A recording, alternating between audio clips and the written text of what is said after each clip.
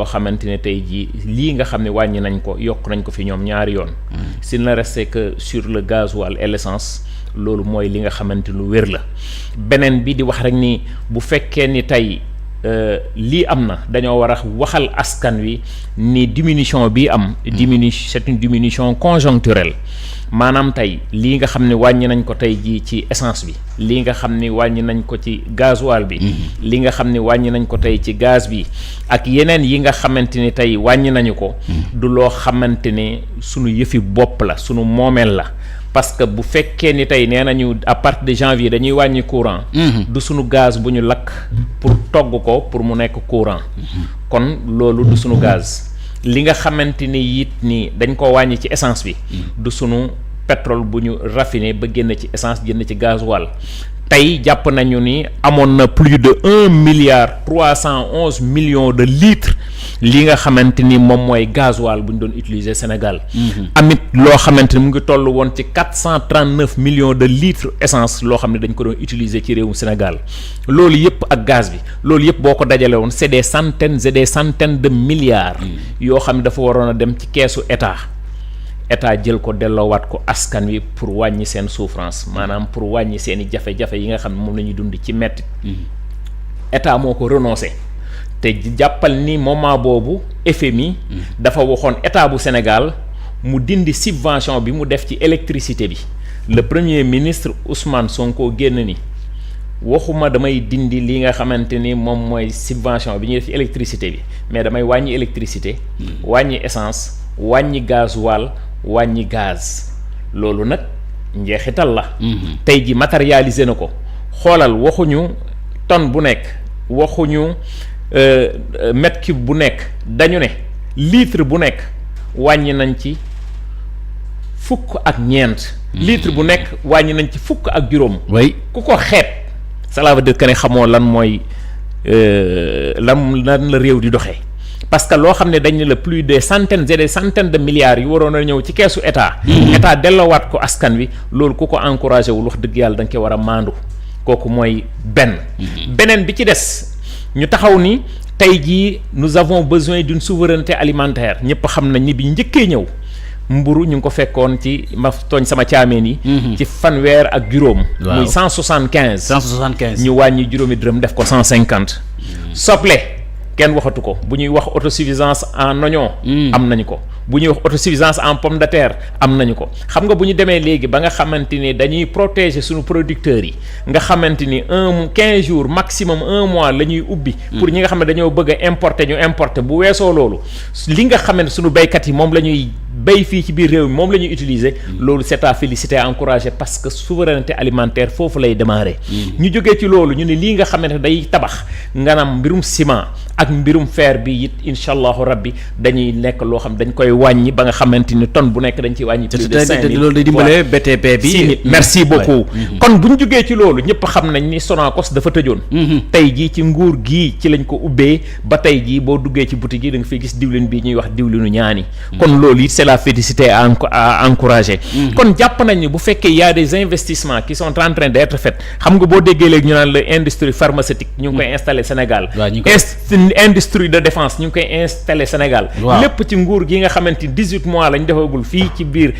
biir nguur gi loolu c'est à féliciter et à encourager kon bu fekkee ni lii am na loolu la ñuy wax focus sur l'essentiel xamal askan wi effort bi nga xam ñii ñu ngi koy def te effort bi ñuy def xam nga lu tax mu doy waar parce que ñun dañoo fekk ñun donnawuñu dara ci ñi nga xamante ni ñoom ñoo fekk nekk fukki at ak ñaar du lenn lu ñu industrialiser ni ma ko faral di wax en 12 ans zéro industrialisation bu ñuy wax 12 ans zéro industrialisation mooy amul lu ñu tabax loo xamante ni weer wu nekk at mu nekk dafa am lu fay jógee di ñëw di dugg ci jaba maanaam ci poosu état central cela veut dire que ni ñun le maximum li ñu am 15% la te ICS lañ ko am Indorama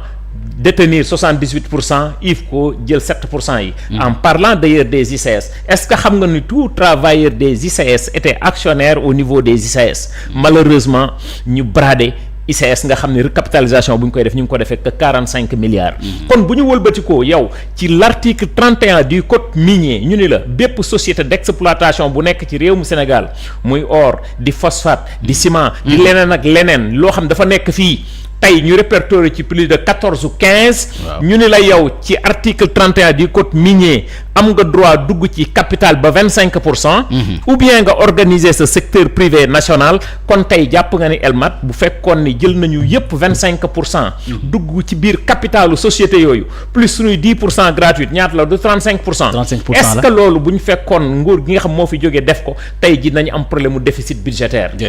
nga wëlbatiku. tey jii ñu ne la fépp foo xamee ne dafa am société d'exploitation am nga fa 10% gratuite conseil d'administration yi sax doonuñ ci woon toog. moo tax tey jii bu ñu demee ba conseil d'administration yépp yi nekk biir réewu Sénégal ñu fay toog di fa représenter état bu Sénégal parce que dañoo jàpp ni les intérêts vitaux de la nation sénégalaise waruñu koy foye waruñu koy kafe. kon bu loolu yépp tey amee. ñu jël suñu courage à 2 mains pour joññanti lépp loo xam ne dafa war a nekk ñi nga xamante ne dañoo war a def RSE ñu def ko donte amul barème mais bul fàttee ne le fonds de péréquation d'appui bi nekk 20%. nga xam ni décret 2015-1879 du 16 novembre 2015. lañ ko Macky Sall mii moom moo ko signé. mu dindi décret 2009-1334 bi nga xamante ni Abdoulaye Wade moom moo ko signé woon nga xamante sociétés yi dañuy verser 20% ci fonds de péréquation d'appui boobu nga xam ne dañ koy jël reverser waat ko à la communauté aux collectivités territoriales. tey jii ministre de l'économie et des finances déglu nañ ko assemblée nationale dinañ ko jox ko collectivités territoriales yi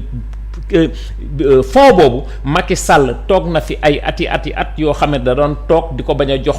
collectivités territoriales parce que dañ ko doon politiser. kon tey ñii taxaw nañu pour delloo ko collectivités territoriales yi mu am lii nga xamante ni mooy FADL muy fonds d'appui au développement local. nga xamante ni société bu nekk fa nga nekk ci sa da nga ci génne 0,5% sa chiffre d'affaires annuel hors taxe des entreprises yi nga xam ñooy exploiter jox ko collectivités territoriales yi nga xam ñoo nekk ci mines yi fa ñu nekk ca carrières ya fa ñu nekk kon loolu bu ñu ko defoon tey jii njeexital gi dafay nekk njeexital gu mucc ayib ci communauté bi nga xam ne ñoom ñoo nekk foofu kon bu fekkee ni loolu yépp tey am na tey ñun du foofu la ñuy jëlee alal ji tey jii pour wàññi bii wax naa la ko léegi yow dañu ne état lan la continuité. ñun dañoo war a fay lii nga xam ni mooy BRT. nga xam ni def nañ ci 418 milliards. lii nga xamante ni moom mooy tey TER bi dañ ko war a subventionné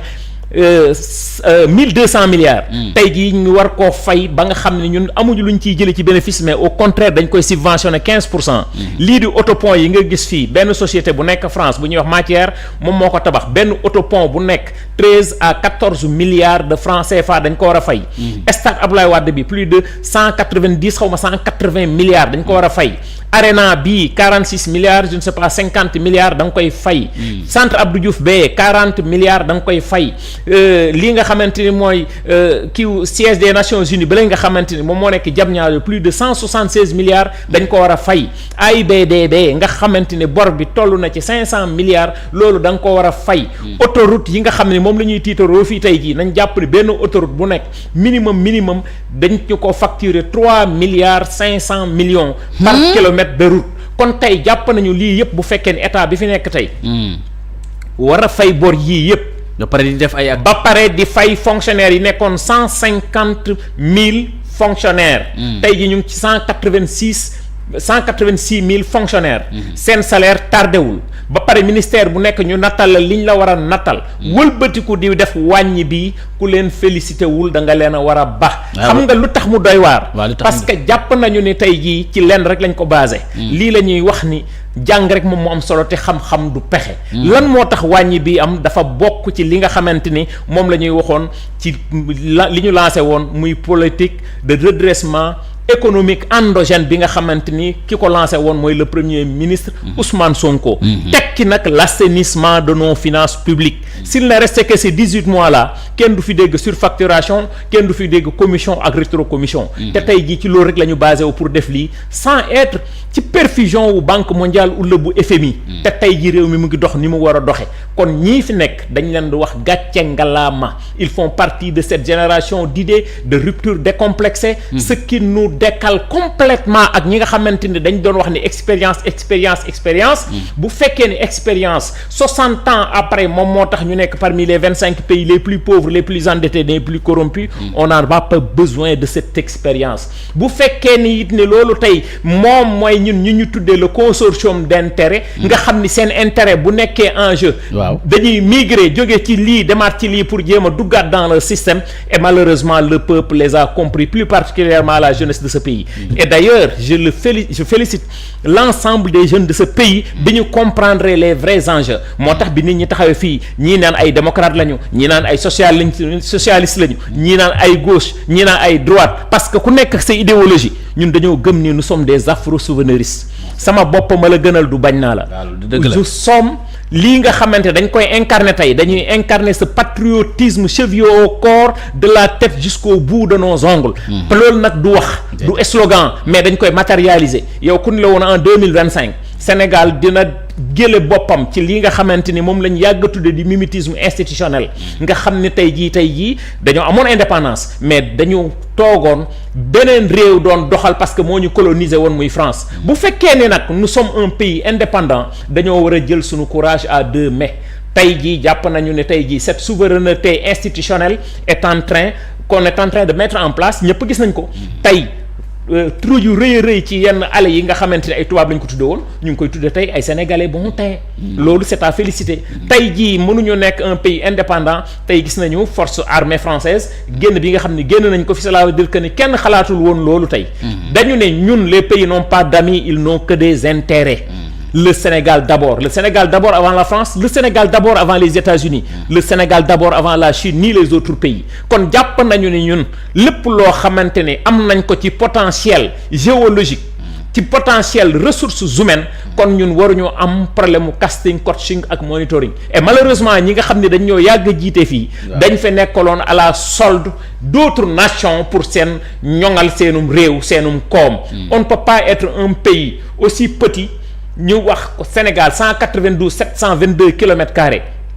suñuy superficie maritime supérieure à nos superficies terrestres tey jii ñu bokk ci li réew ñi nga xamante am nañ potentiel géologique ñu koy lim ba 35 ressources dans ce petit pays nous n'avons pas des problèmes de ressources humaines ñu naan nous sommes parmi les 25 pays les plus pauvres les plus endettés les plus corrompus xam nga dem ba sa indice de la corruption nekk 118 milliards de nos francs CFA ça quand même c'est insulter le peuple au vrai sens des termes et c'est dommage waaw c'est dommage monsieur le conseil technique dañuy dikk ci monsieur le ministre dafa annoncé dès le 1er janvier wala dès le mois de janvier dana am yenn prix yu wàññeeku ci électricité beeg yooyu loolu c'est une très bonne nouvelle est-ce que mën nga ko expliquer Sénégal yi mais c'est très bien moo tax ma ne la sànq ba ci bees boobu nga xam ne dañ ko war a def waaw courant bi waaw parce que gisoon nañ fii ñenn ñi doon ñaxtu ba tey courant bi ba tey Elmat de passage maa ngi nuyu le ministre Birame Souleye Diop qui est ministre de l'énergie du pétrole et des mines di remercier aussi le chef du gouvernement bi nga xamante ni wax dëgg yàlla il exécute la politique du chef de l'État qui est le coordonnateur de tous les ministres qui di remercier aussi le président de la République bi nga xam mooy détermine la politique de la nation kon foo gërëmee premier ministre da ngay gërëm président foo gërëmee président da ngay gërëm premier ministre parce que c'est des institutions qui vont de part parce que kenn ki c'est le premier ministre c'est le président de la République qui détermine la politique de la nation kenn ki di exécuter la politique du chef de l'État kooku c'est le chef du gouvernement bu fekkee ni kooku il exécute la politique du chef de l'État et qui incarne la plénitude de la fonction du chef de gouvernement ñi nga xamante ni xamuñu xàmmewuñu ràññeewuñu ni dañuy féliciter président bàyyi ko la na nga da nga koy féliciter moom bàyyi président cela veut dire que ne xamoo nan la état di doxe tant que il est là nañu jàpp ni la ñu waxoon ci Macky Sall ak Abdoulaye Wade Macky Sall moom moo génne les chantiers de Macky Sall de terre kon jàpp nañ ni lii nga xam ne ay accord la it c'est sous la supervision du premier ministre Ousmane Sonko kon lii nga xam ne dañ ko wàññi tey baisse bi laay wax c'est une baisse conjoncturelle xam nga mooy lan ajuster loo xamante ni yow du sa matière première parce que jàppal ni ba 1er janvier gaz bi bu ñu ko wàññee kon courant bu ñu ko wàññee du sunu gaz bu ñu togg yaa ngi may dégg baax bis bu ñu toogee nag ba accord yi nga xam ne tey signé nañ ko kay muy 10 am na ci benn boo xamante ni ñu ngi ko signé ak Émirats Arabes Unis xam nga boobu lan la loolu dañuy jàppale pour que réseau gazoduc de passage maa ngi nii waa RGS mooy le réseau gazier du Sénégal dafa am gazoduc maanaam ay tiwo yoo xamante ni ci la ñuy def gaz bi war koo indi ci centrale yi.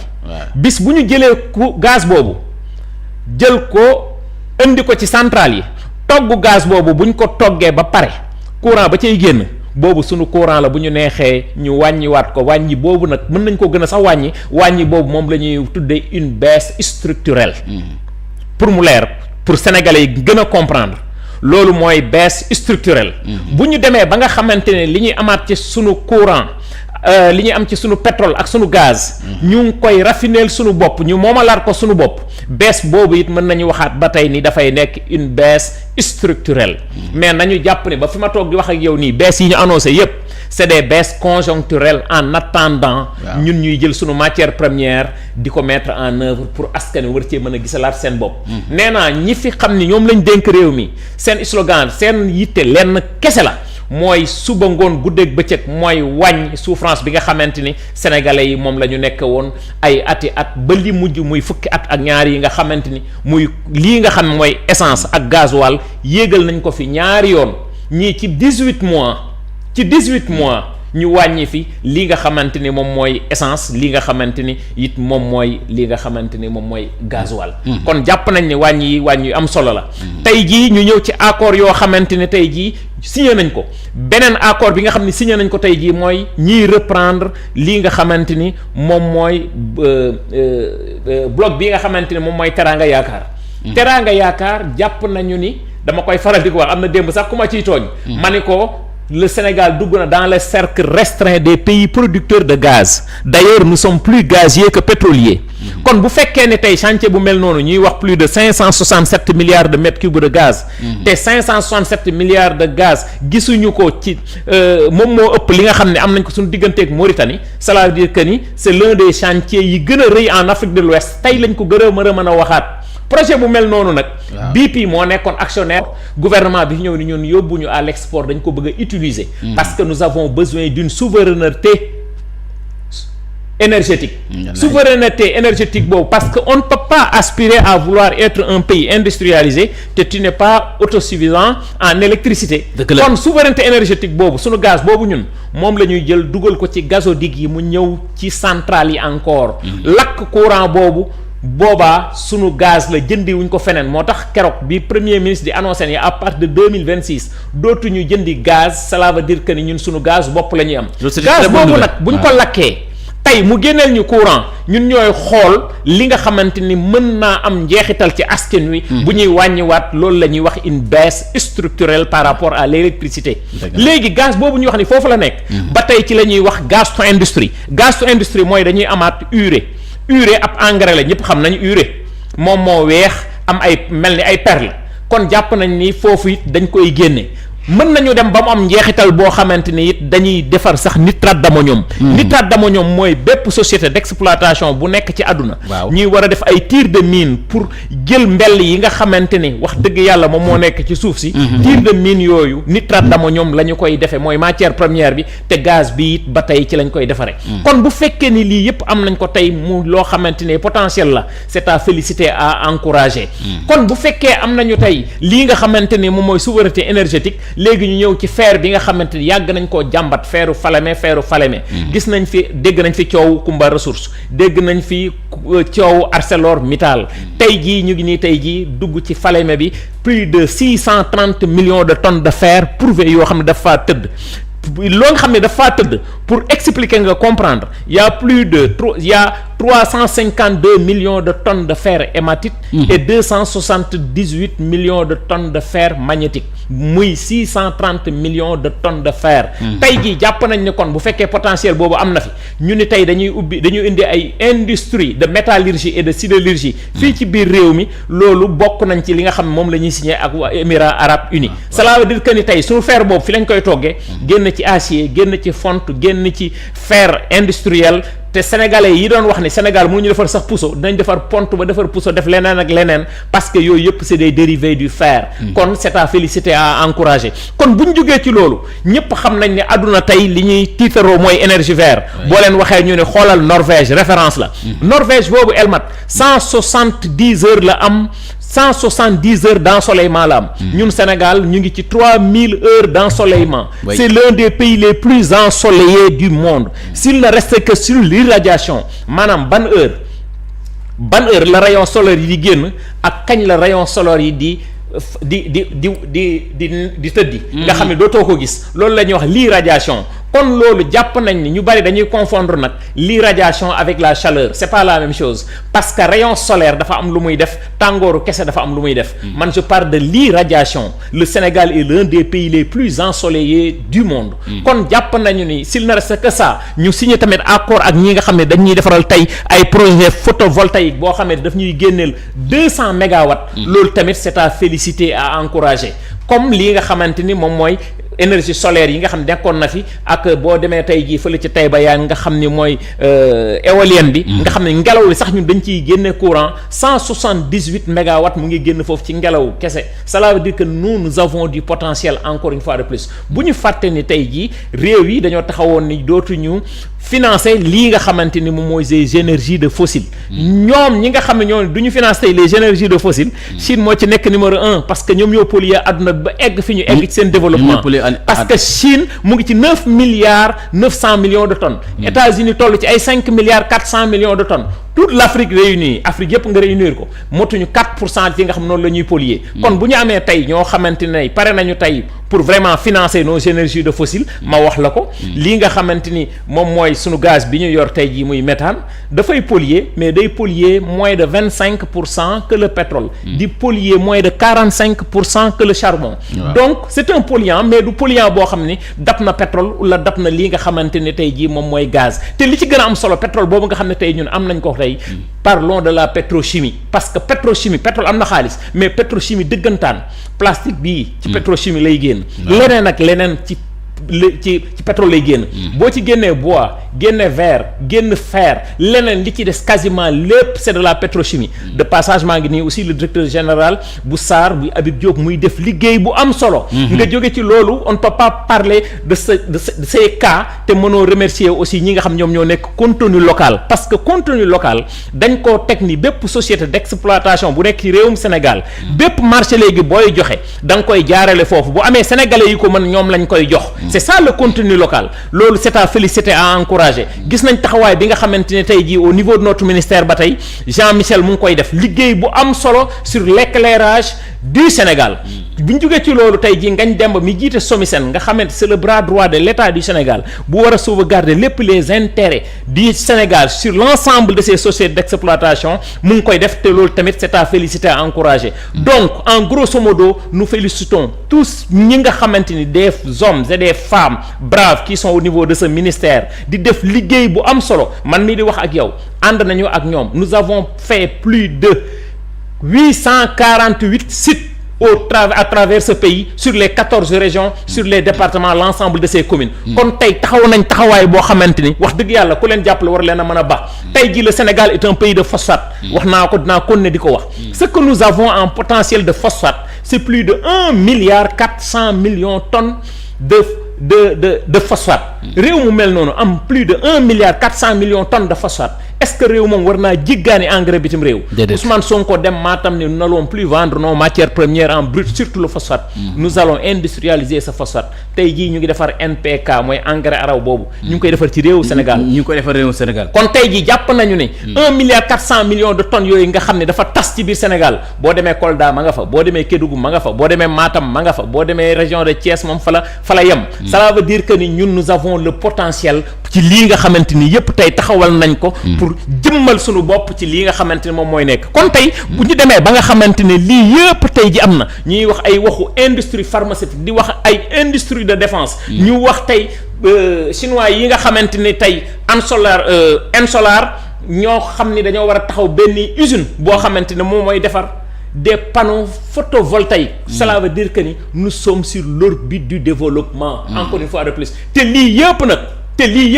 nga xamante ne tey état mu ngi koy def tey jii nekkuñu supervision ci benn institution financière ci adduna bi boo xamante ni moom moo ñuy pomper ñu nekk supervision ci lii nga xamante ni moom mooy leeral transparence xam nga nee naa nous travaillons dans une maison de verre du moment où nous travaillons dans une maison de verre tout est clair limpide comme l'eau de roche nous n'avons rien à cacher cet exercice dañ cee préparé wu parce que loolu la ñu waxoon askan wi loolu la ñu dikk askan wi leneen li ci des nag nous pensons que ni l'avenir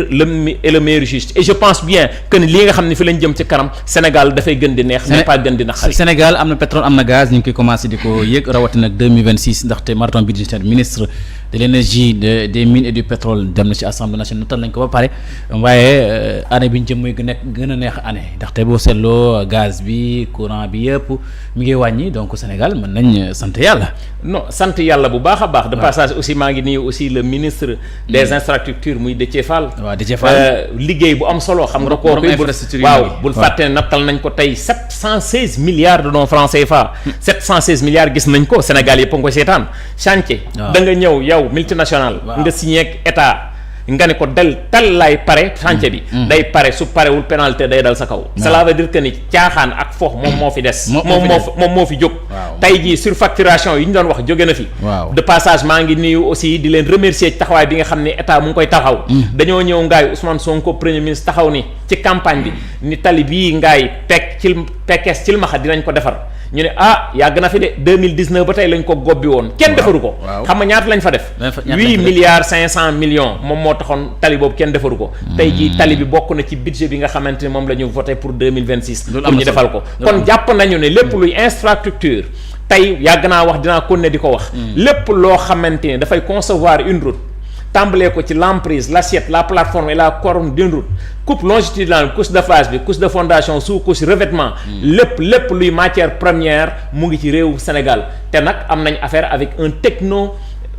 avec un politique kii nga xamante ne tey jii école polytechnique la génne c'est un polytechnicien boobu moom mooy Déthié Fall te bul fàtte ni aussi il a passé aussi sous les drapeaux kon xam na xàmmee na ràññee na kon bu fekkee ni réew tey am nga potentiel boo xamante ni yow lépp luy construction presque mu ngi yow ci sa suuf muy ciment mu ngi sa suuf muy xeer mu ngi ci suuf bientôt ñu tàmbalee am sunu lien wu bopp yàlla dimbali ñu tàmbale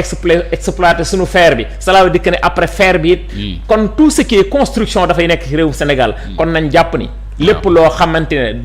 li may wax naan tout ce qui appartient à l'État et qui avait échappé à l'État va revenir à l'État c'est pas dans la vitesse et dans la précipitation qu'on règle les urgences d'un pays dañuy waxet ni la un programme basé sur la mendicité internationale est voué à l'échec moo tax bépp pays boo xam ne da nga nekk ci àdduna da nga war a gëm sa bopp dëggal sa bopp bàyyi juróomi baaraam yi nga xam ne moom ngay tàllal d'une forme à une autre nag mais ñun jàpp nañu ni ñun li ñu war a yóbbu ci sunu réew yi ci kanam sur l'orbite du développement mooy sunu ñaq ñafe en toute transparence au profil de la population ñi nga xamante ni ñoom ñoo jox réew mi nii nga xamante ñoo ko yor tey. tukki premier ministre Ousmane Sonko Abu Dhabi dafa mel ni jur na ay conséquences yu maanaam andi na importance waaw ay yu am solo ndax 10 accords stratégiques signés avec les Émirats nekk le 10 décembre 2025 le Sénégal sous la conduite du premier ministre Ousmane Sonko a conclu 10 accords clés avec les Émirats arabes unis couvrant l'énergie les mines la santé l'agriculture le logement social yàlla numéro mën nañ jàpp ne li commencé di meññeeku nii dana gën a meññeeku gën a neex. day gën a neex te loolu la sénégalais bëpp moom la sénégalais bu nekk di ñaan bu fekkee ni da ngaa bañ ba bañ sa bopp nee naa la fii. bañ sa bopp waaw nee naa la Ousmane Sonko bu xëyoon suba teel ne damay xeex paludisme. waaw am ñu ànd ak yooyu. pour wan la nit ñi fi ñu toll. bi ñuy wax restructuration Sénégal. am na ñoo xam ne dañoo yàkkamti woon loolu am. waaw c'est que ça veut dire que loolu mooy bañ ba bañ sa bopp. moo tax à un moment donné da nga toll xam yow ci ban nit ngay figé wu. xam nga gis nañ fi benn waay boo xamante ni fii la taxaw di xeex Macky Sall. waaw dem ci télé Maïmouna Ndour Faye bee. di fa toog di wax ba xolam tooy. waaw ba xolu ndaw si di tooy. muy jooy waaw. tey jii kooku moom moo wëlbatiku ni. dem ci Macky Sall. déedéet moom moo wëlbatiku ni. waaw Diomaye dafa war a dàq Ousmane Sonko. dem ànd ak Macky Sall. waaw xam nga kon yow dootoo xamante yow léegi yow ci ban réew nga nekk ak nit ñi lan mooy seen ngëm-ngëm. xam nga loolu nag dafay doy waar mais lii l'essentiel xam nga mooy lan bu fekkee da ngay yéeg ci garab te ku yéeg nga bëgg a taxaw tontu ko doo nga yéeg doo gaaw a egg fa nga jëm moom moo tax ma ni homme d'état c'est différent d'un homme de détail baat bu am caq ak bu amul caq c'est pas la même chose ñii dañ leen a yónni yàkkamti leen ñu bokk ci cette génération de rupture décomplexée fa ñu jëm du neex gis nga une révolution yamul rek ci réewum Sénégal parce que boo nee da ngay révolutionner sa réew bëgg a egg fi nga xam ne foofu la réew yu développé yi egg ñeneen réew dañ lay teg bët France mën na la teg bët FMI bi taxaw di la jox xaalis pare naan la fii nga koy def kooku da lay teg bët ñun suñu réew yii réew mii ñu yor tey ji muy Sénégal du ab institution financière wala beneen réew moo ñuy wax nii la ñuy doxale suñu réew kenn gënuñoo xam suñu réew fi ñuy jaar pour yóbbu Sénégal sur l'orbite de développement nous avons le potentiel en ressources humaines et en ressources naturelles kenn duñ ko jàngal de passage maa ngi nii le ministre Birame Souleye fii la dem France taxaw ni si je trouve aujourd'hui les intérêts du Sénégal en Arabie Saoudite j'irai méchamment les chercher le Sénégal cherche le plus offrant bu France nangoo li ñu bëgg ñun mu offrir ñu ko bu ko mënee ayca bu ko bañee ñu dem seeti turc bi bu ko bañee ñu dem seeti saoudien bi bu ko bañee ñu dem seeti chinois bi bu ko bañee ñu dem seeti russe bi cela veut dire que ni ñun dañuy chercher li nga xam ni foofu la sunu intérêt nekk te les pays n'ont pas d'amis ils n'ont que des intérêts vive le patriotisme économique vive le patriotisme économique vive l'industrialisation mais on ne peut pas prôner l'industrialisation bu ñu amul cette souveraineté énergétique donc disons vive cette souveraineté énergétique vive cette souveraineté alimentaire vive cette souveraineté institutionnelle ñett yi bu dajee tey ji jàpp nañu ne li am ñi yépp yax dëgg yàlla am na foo xam ne mën nañ faa egg parce que moment bi ñuy wax sur l'ère bimodale mooy njàng mi nga xamante ne dañ koy def ci xarale yi ak njàng mi nga xam ne en présence physique la ak lii nga xam ne moom la ñuy wax l'ère hybride énergétique nga xamante ni ngelaw li dañ ciy jëlee courant gaz bi dañ ciy jëlee courant pétrole bi dañ ciy jëlee courant